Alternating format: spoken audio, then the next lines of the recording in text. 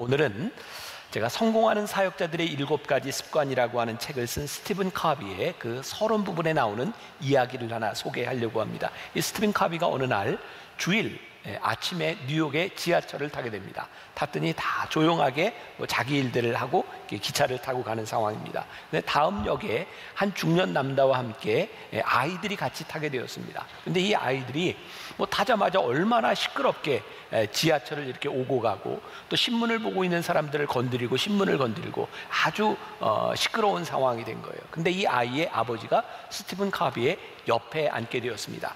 참다 못한 이 스티븐 카비가 이렇게 말을 합니다. 책에 보니까, 선생님, 아이들이 저렇게 많은 손님들에게 폐를 끼치고 있습니다. 어떻게 아이들 좀 조용하게 할 수 없겠습니까? 이 상황에서 이 남자는 이렇게 말을 합니다. 당신 말이 맞네요. 저도 뭔가 어떻게 해봐야 되겠다고 생각합니다. 그런데 사실 지금 막 병원에서 오는 길인데 1시간 전에 이 아이들의 엄마가 죽었습니다.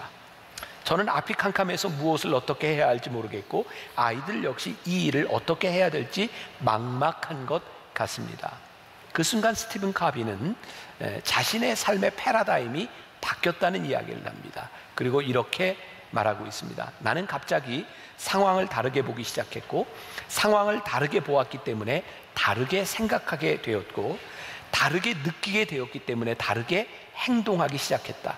나의 짜증은 사라졌고 화가 났던 내 자신의 태도나 행동을 어떻게 다스릴까 걱정할 필요도 없었다. 내 마음은 온통 이 사람이 가진 고통으로 가득 채워졌다.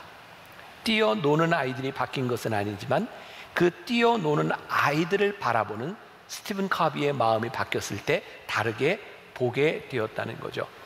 의식의 전환이라고 하는 것은 사실은 우리가 바뀌어지지 않으면, 우리들이 주님의 마음으로 보지 않으면 이 팔복 말씀을 우리들의 삶의 복으로 받아들일 수 없는 것일지 몰라요. 그래서 우리가 오늘도 이 말씀이 우리들에게 진짜 이것이 복이구나 라고 느껴질 수 있도록 주님께서 하시는 말씀이 무엇인지를 우리들이 배워가려고 합니다. 오늘 말씀이 온유한 자는 복이 있나니 저희가 땅을 기업으로 얻을 것이며. 그런데 이런 문제가 있는 거죠. 진짜 여러분들이 생각하기에 온유한 자가 복이 있습니까? 어쩌면 우리는 두 가지 의미로 이야기하는 것 같아요. 이 사람 참 온유하네, 칭찬일 경우도 있고, 이 사람 참 온유하네, 참 무능력하네. 우리들이 살아가는 이 세상에서 온유하다고 하는 것이 진짜 미덕일까, 아니면 무능력한 사람을 비아냥거리는 것일까? 그래서 우리가 온유함이라고 하는 것을 이 세상에 미덕으로 생각할 수 없는 이 세상 가운데서 많은 크리스찬들이 예수님을 믿으면서 온유함보다는 우리들이 힘과 권력을 바라고 기도할 때가 많은 것 같아요. 주님, 저에게 힘을 주셔야 제가 이 세상을 바꾸고 복음으로 바꾸지 않겠습니까? 그런데 예수님께서 우리들에게 보여주셨던 것은 권력, 힘에 대한 것이 아니라 예수님께서는 우리들에게 십자가를 통하여 이 세상을 바꾸는 것은 힘이 아니다라는 것을 우리들에게 계속해서 말씀하고 계세요.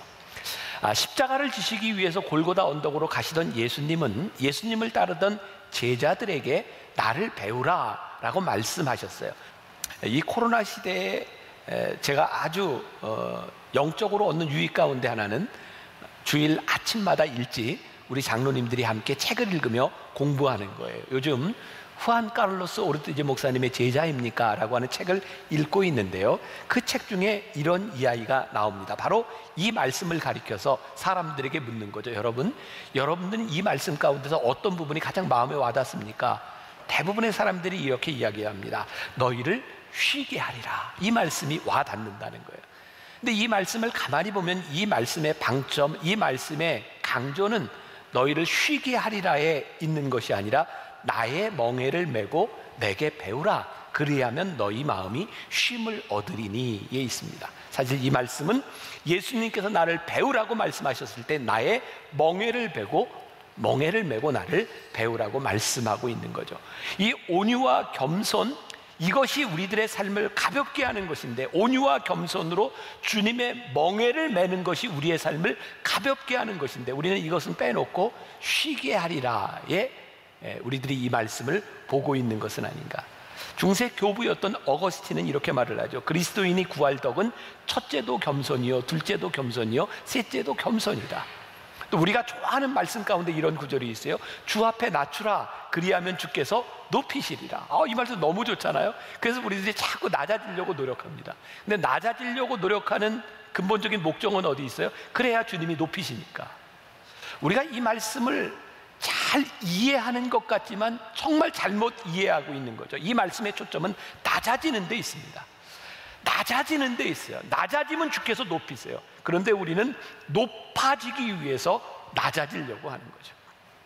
이 온유함에 대한 우리들의 올바른 이해, 그러면 잘못된 이해는 무엇일까? 저는 그동안 우리 기독교 공동체에서, 우리 교회에서 이 온유에 대한 잘못된 이해로 인하여 우리는 온유함을 무기력함으로 생각하는 것은 아닌가라는 마음이 들기도 합니다. 우리가 살아가는 이 세상에 얼마나 부당한 일이 많아요. 불의한 일이 얼마나 많습니까? 불합리한 일이 얼마나 많습니까? 그런데 우리는 나 하나만 참으면, 나 하나만 온유하면 문제될 것이 없어 라고 생각하며 나는 온유하다고 생각할 때가 있죠. 물론 세상에서 내가 참으면 해결되는 좋은 일들이 참 많이 있습니다. 그러나 내가 참으니 그것으로 인하여 이 세상에 여전히 불의가 왕성하게 일어날 수도 있는 거죠. 아마 저와 여러분들이 동일한 그런 고민이 있을 것 같아요. 저도 30년 넘게 목회를 하면서 늘 제 마음 가운데 그런 고민, 갈등이 있는 거죠. 문제를 만들지 말고 그냥 지나가자. 근데 문제를 만들지 말자라고 하는 이 말 가운데는 정말 하나님의 뜻이 합당하게 이루어지는 경우도 있지만 하나님의 마음에 반하는 불의한 일에 우리들이 굴복할 때도 있는 것 같아요. 그래서 그리스도인들이 그동안 많이 이야기했던 온유함이라고 하는 것들이 어떻게 나타나는가? 도덕적 무관심으로 나타날 때가 많이 있어요. 그러니까 오늘 성경에서 이야기하는 온유한 자는 복이 있나니 라고 하는 것은 도덕적 무관심을 만들어내는 그런 온유함은 절대로 아니라는 거죠. 자, 제가 예를 하나 들어보겠습니다. 제가 이 말씀을 처음 만나교회에서 전하던 때가 이 팔복 말씀을 제가 1999년도에 청년들과 함께 나누었습니다. 이 말씀은 제가 다시 준비한 거고요. 그래서 그때 저에게 있었던 경험들을 많이 나누었는데 그게 벌써 20여 년 전이니까 제가 군목 시절에 있었던 이야기들 참 많이 나누었던 것 같아요. 제가 군목 시절에 두 번째 근무한 곳이 어디냐면 대전통합병원이었습니다. 그 당시에 대전통합병원은 조치원에 있었어요. 제가 거기 근무하면서 제일 즐겼던 것 중에 하나가 뭐냐면 우리 아이들 둘을 데리고 제 아내와 함께 가끔 조치원에 있는 시장을 다니는 거였어요. 제가 굉장히 좋아하는 음식 가운데 하나가 떡볶이, 순대, 오뎅 이런 거거든요. 요즘도 이렇게 집회를 가게 되면 교회에서 이렇게 연락이 와요. 목사님이 좋아하시는 음식은 뭡니까? 그러면 제가 부속실에게 이렇게 얘기해요. 떡볶이, 오뎅, 순대라고. 근데 좋아하는 걸 아무리 얘기해도 아무도 안 사줘요.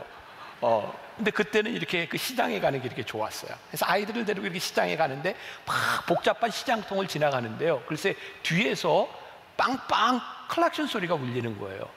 아니 세상에 이렇게 사람들이 바글바글 지나가는데 차가 뒤에서 빵빵거리고 온다고 하는 것은 너무 무리하다는 생각이 들었어요.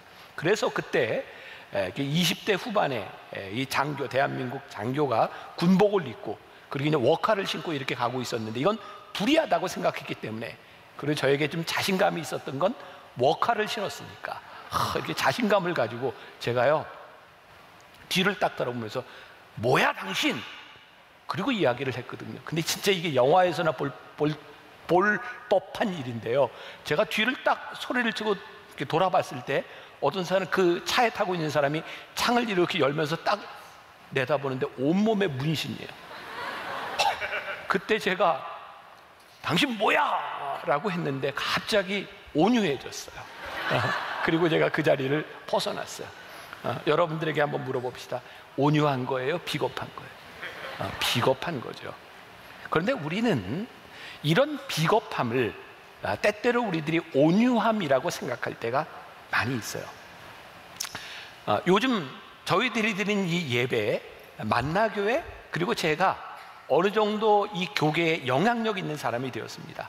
그래서 오늘 예배를 드리고 이 메시지가 어떤 신문사에서 이렇게 모니터링을 하다가 특별한 게 있으면 그 다음날 바로 기사로 나올 수 있는 그런 영향력을 가지고 있어요. 그런데요, 제가 설교를 하다가 참 비겁할 때가 많이 있습니다. 이 이야기를 했을 때 옳고 그름에 대한 문제가 아니라 이 이야기가 만들어낼 파장은 무엇인가? 그게 저로 하여금 말을 많이 못하게 할 때도 있어요. 제가 분당에 살면서 만나교회 목사로 살면서 저는 가끔 이런 이야기를 합니다. 분당에서 돈 없이도 살아.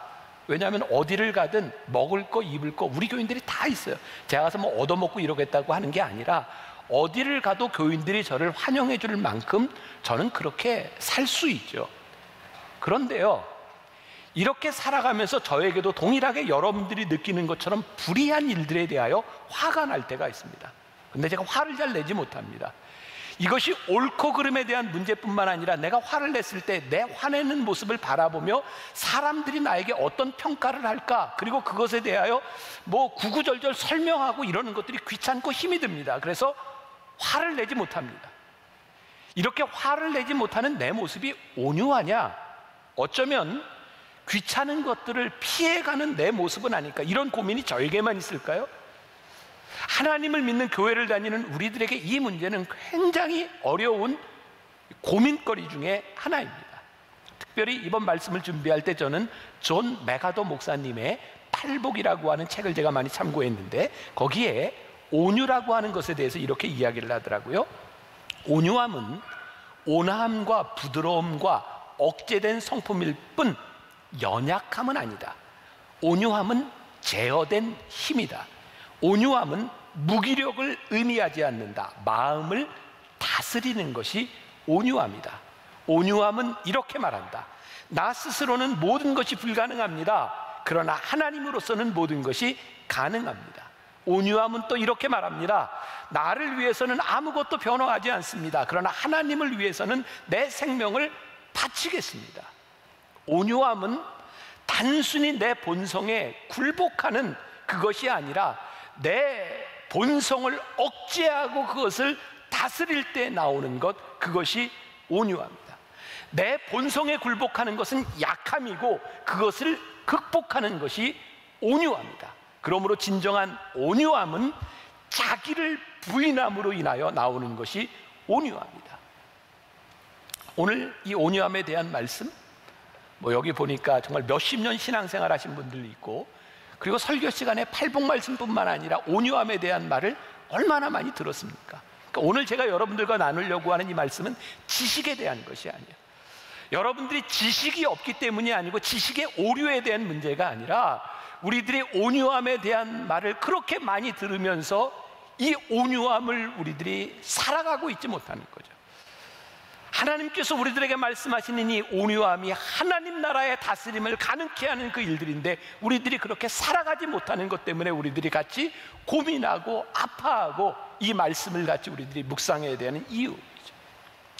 제가 첫날 이 시리즈를 시작하면서 여러분들에게 했던 말이 있습니다. 팔복 말씀은 혁명이 아니라 개혁입니다. 기억나십니까? 혁명과 개혁의 차이는 무엇인가요? 혁명은 다른 사람을 바꾸려고 피를 흘리는 것이 혁명이고, 개혁은 내가 바뀌어지는 것이다.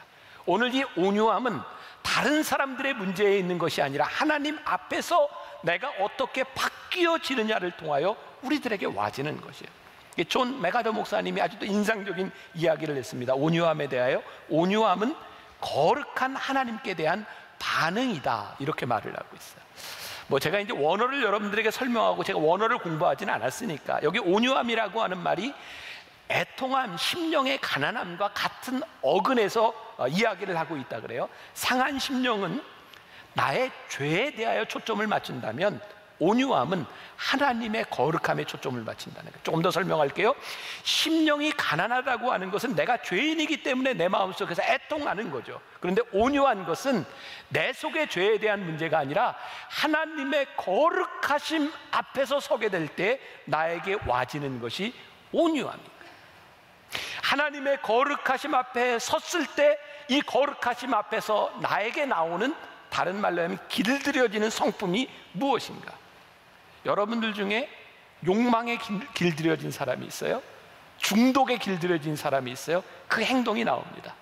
온유함은 하나님의 거룩하심 앞에 내가 섰을 때 그 거룩하심 앞에서 나에게 나오는 행동이 온유합니다. 이 말씀 준비하던 이 시리즈 기간에, 제가 준비하던 기간에 우리 교회 묵상팀이 제가 설교 원고를 읽고 몇 가지 묵상글들을 보내주셨어요. 근데 그 중에 그게 여러분들의 이야기일 것 같다라는 글이 있는데 읽어드릴까요 말까요? 그렇게 원하시는 것 같진 않아요. 읽어드릴까요 말까요? 네, 읽어드릴게요. 자, 그냥 여러분들의 이야기로 알고 한번 이렇게 들어보세요. 내가 몇 년 전 새벽 기도를 다닐 때의 일이었다. 새벽 기도를 마치고 집에 가는 길에 집에 식빵이 필요하다는 것이 생각나서 동네 일찍 문을 연 빵집에 들려 식빵을 사려고 했다. 그런데 그 빵집에 혼자 있던 직원이 아직 계산하는 사람이 안 나와 빵을 팔 수 없다는 것이다. 그 식빵은 아침에 만든 것도 아니고 전날 팔고 남은 식빵이었는데 급한 김에 그 하루 지난 빵이라도 사려 한 것인데 계산안이 없다는 이유로 빵을 사려면 다시 오든가 아니면 기다리라고 하는 말에 화가 났다. 직원이 출근하는 시간을 맞추려면 2시간 가까이 기다려야 했다. 아니 고작 3,000원밖에 하지 않는 식빵 하나 사는 건데 그것도 현금을 주고 오겠다는데 같은 직원이면서 기다렸다가 그 돈을 계산하는 직원에게 전해주는 것이 무엇이 어렵다고 이렇게 고객을 힘들게 하지 하는 생각에 직원에게 호통을 쳤다. 하루 지난 식빵을 급하게 사겠다는데 같은 직원이면서 식빵값 3,000원을 전해주지 못하겠다는 것은 고객을 그 시간까지 기다리게 하는 아주 나쁜 횡포예요. 그냥 두고 볼 수 없으니 사장에게 일러 바로 잡아야겠어요. 이름이 어떻게 되죠? 하면서 화를 마구 냈다. 직원이 끝까지 의견을 굽히지 않았고 나는 씩씩거리며 집에 갔다가 9시가 넘어 다시 빵집에 가서 사장을 만나 자초지종을 이야기하기 시작했다. 빵집 사장은 다 이야기를 공손히 듣고선 얼마나 마음이 상했냐면서 아침 일찍부터 찾아오신 고객에게 응대가 분명히 잘못되었다는 것을 아르바이트생에게 일러주었고 하니 마음을 풀라고 하는 것이 아닌가. 뭔가 얼떨떨한 기분이 들던 중에 빵집 사장은 아침에 갓 구운 빵이라면서 서비스로 얹어주고 앞으로 그런 일이 없을 것이고 손님을 기억하니 앞으로 더 잘 챙겨드리겠다고 연신 고개를 숙이며 말하는 것이다. 그렇게 빵집 사장에게 인사를 받으며 빵을 들고 나오는데 기분이 묘했다.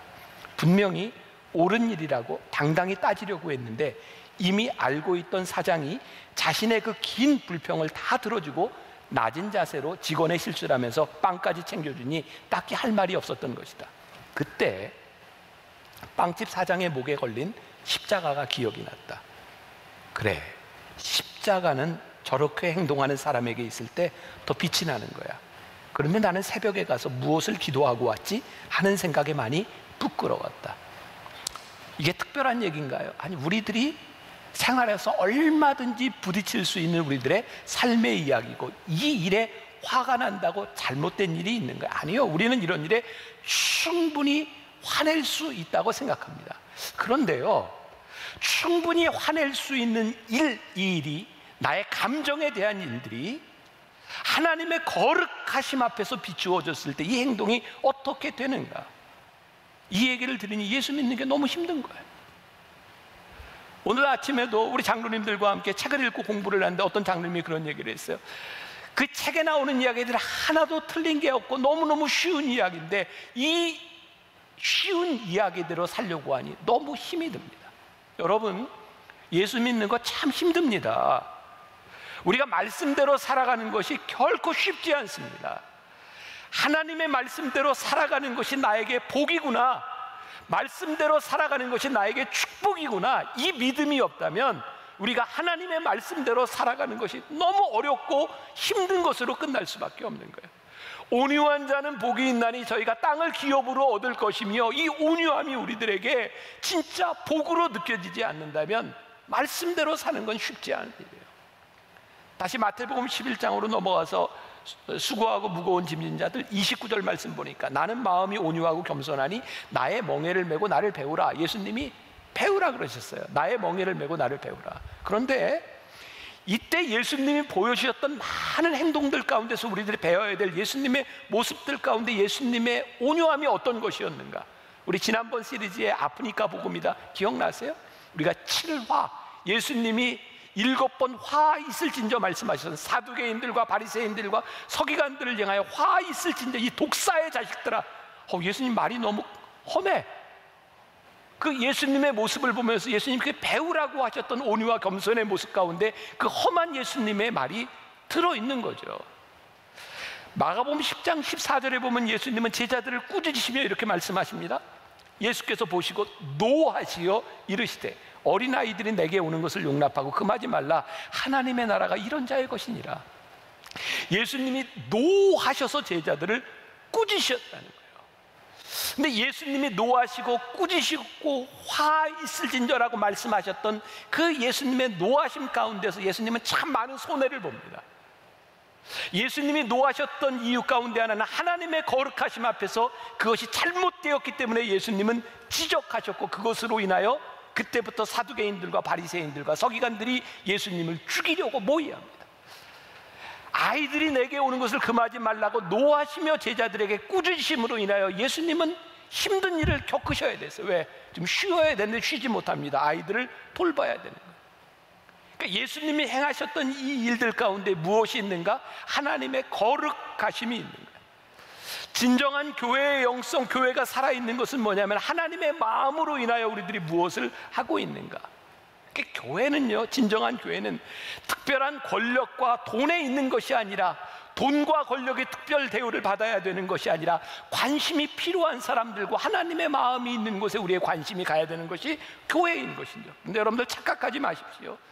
우리 주님은 힘들고 아프고 어리고 고아와 과부들만을 돌보신 것이 아니라 돈 많은 자를 돌보셨어요. 돈 많은 자들 기뻐하세요.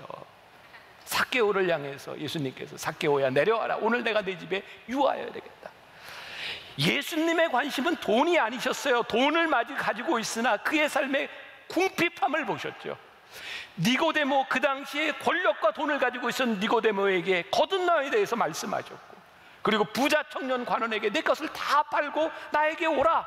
그리고 모든 부자들에게도 예수님은 동일한 관심을 가지고 계셨어요. 어제 새벽 제가 이 말씀 원고를 이렇게 쭉 보는 중에 제 속에 그런 고백이 있었어요. 하나님, 진짜 복음이 답이고 하나님의 말씀이 답입니다. 그럼 지금, 아니, 우리 나라가 늘 그랬던 것 같아요. 정권이 바뀌고 안 바뀌고 이게 뭐 진보고 보수고 이런 것을 떠나서 우리는 참 많은 갈등과 미워함을 우리들이 가지고 있었던 것 같아요. 지금도 동일한 현상들이 나타나는 거예요. 이번에는 어떤 문제가 불거졌어요? 부동산법으로 인해서 임대인과 임차인, 가진 자와 못 가진 자, 그리고 지금 가장 큰 이슈가 되고 있는 차별금지법, 차별하면 안 된다와 그런 법을 만들면 안 된다. 우리는 끊임없이 법을 만들고 있죠. 그리고 법을 만들면서 이것이 법입니다라고 하면서 법을 어기는 사람에 대한 증오를 우리들이 가지고 있어요. 이건 정치에 대한 문제, 이데올로기에 대한 문제, 진영에 대한 문제가 아니라 하나님께서 저에게 주시는 생각이 그런 거였어요. 하나님, 교회는, 저 목회자는 아마 평생을 살아가면서 야당이 되어야 될 것 같습니다. 어떤 정권에 대한 문제가 아니라 하나님의 말씀 앞에서 복음에서 어긋나는 거에 대해서 우리들이 분명히 말할 수 있어야 하는데, 하나님은 가진 자와 못 가진 자의 그런 대립적 구도를 말씀하신 것이 아니라 가진 자가 어떻게 하나님의 거룩하심 앞에서 온유하게 살아갈 것이며, 가지지 못한 자가 어떻게 하나님의 거룩하심 앞에서 이 세상을 바라볼 것인지를 말씀하고 있지, 법으로 이야기하는 것처럼 비겁한 일이 없다고 생각해요. 법을 만들어 놓으면 법대로 해. 근데 하나님은 우리들에게 법대로 하라고 말씀하시지 않거든요. 하나님의 거룩하심 앞에서 내가 어떻게 살아갈지. 그래서 제 마음에 요즘 계속 그런 생각이 드네요. 그래, 복음이 답이구나. 지금 우리가 안고 있는 이 사회의 문제들, 교회가 해야 될 일들이 뭐냐면 진짜 복음 앞에 다시 서는 일이고, 하나님의 말씀 앞에 우리들이 서는 일이고, 하나님의 거룩하심 앞에 교회가 서야 이 세상을 움직이고 우리들이 바로 갈 수 있을 텐데, 교회가 그것하고 있지 못하는 거구나.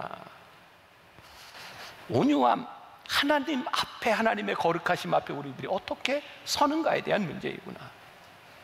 그런데 오늘 온유한 자에게 주시는 복을, 이제 결론으로 갑니다. 너희들이 땅을 차지하리라 말씀하고 있어요. 갑자기 그런 생각이 들어요. 예수님 영적으로 잘 흐르다가 결국은 땅입니까? 온유한 자는 복이 있나니 그들이 땅을 기업으로 얻을 것임이라.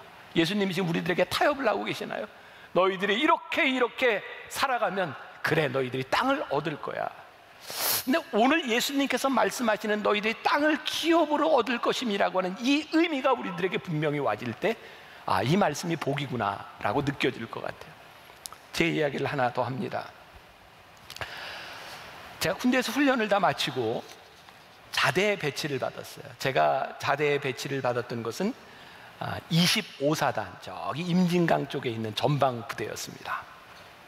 제가 군목이라고 하는 특성을 가지고 있었기 때문에 이제 처음 배치를 받고 지휘관에 가서 신고를 해야 되는데, 저는 목사였기 때문에 그냥 주일날 교회에 나오는 연대장에게 제가 가서 이제 신고를 하도록 되어 있었어요. 제가 부대에 조금 일찍 들어갔고요. 전방부대를 처음 들어갔는데 그 당시 전방 철책, 이게 좀 이렇게 살벌하죠. 저 처음 들어가 봤는데. 근데 그날 저를 처음으로 맞아준 사람이 일직사령이었습니다. 여자분들 죄송합니다, 군대 얘기해서. 근데 그 일직사령이요, 그 전방부대에서 연대본부에서 이제 지키는 이제 사령이죠. 제일 이제 중요한 사람이에요.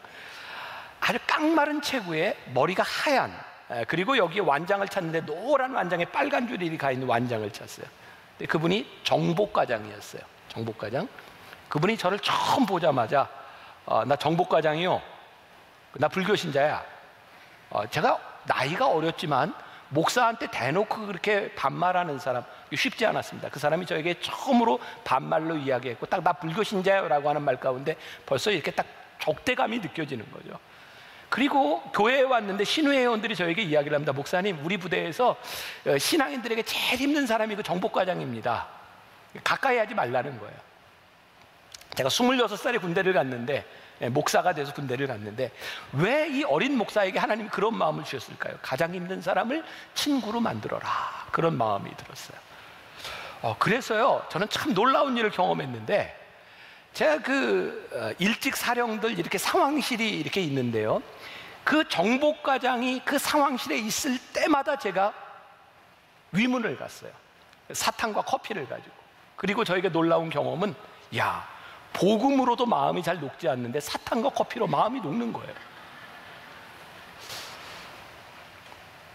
그분하고 관계가 좋아졌어요.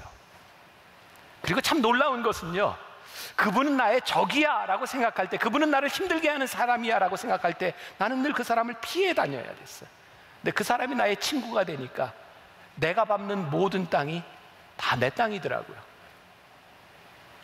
혹시 여러분들 가운데 누군가 정말 그 사람 때문에 힘들어서 이 교회 현관문을 들었을 때 늘 이쪽으로만 들어오고 이쪽으로 들어올 수 없는 사람이 있다면, 여러분들은 이만큼의 땅을 잃어버린 사람.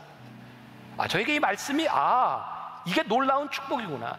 온유한 자에게, 하나님의 거룩하심 앞에, 하나님의 말씀 앞에 서는 자들에게 이 온유함으로 관계들이 회복되기 시작할 때 내가 밟는 모든 땅들이 하나님이 주시는 위대한 기업이요, 위협이에요. 나에게 축복이 되는 것이구나. 우리 기독교인들에게 이 팔복 말씀, 온유한 자는 복이 있나니, 이 말씀이 온유한 자로 사는 게 왜 복이냐면, 온유한 자가 밟는 모든 땅이 하나님께서 나에게 허락해 주신 그 땅이기 때문에 나에게 이것이 큰 축복이구나. 여러분들에게 이 축복이 임하기를 간절히 소원합니다. 여러분들이 만나는 사람, 여러분들이 만나는 그 땅이 하나님께서 여러분들에게 주신 축복의 땅이 되는 것, 그것보다 우리들에게 더 큰 축복이 있어요. 우리가 땅을 사가지고 소유해야 얼마나 많이 소유하겠습니까? 근데 내가 밟는 모든 땅이 하나님이 나에게 주시는 기업이 되는 것, 이것이 우리들에게 얼마나 큰 축복이겠습니까? 오늘 이 팔복 말씀이 여러분들에게 그 복이 되기를 주님의 이름으로 간절히 축원합니다.